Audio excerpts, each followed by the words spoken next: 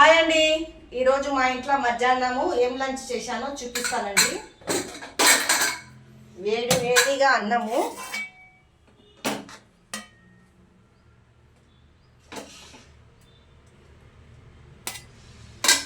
ఈరోజైతే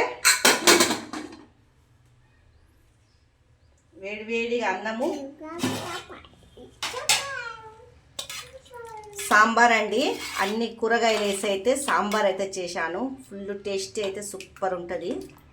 బెండకాయలు, beans, carrot, వంకాయలు, గోబీ పువ్వు ఇవన్నీ వేసి అయితే చేశానండి. ఇక్కడ వచ్చేసేమో మామిడికాయ పచ్చడి,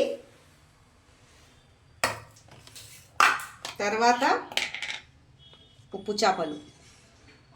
మీ ఎంతమందికి మామిడికాయ పచ్చడి, సాంబారు, వేడి వేడి అన్నము, ఉప్పు చేపలు ఇష్టం ఉన్నదో కామెంట్ బాక్స్లో కామెంట్ చేయండి.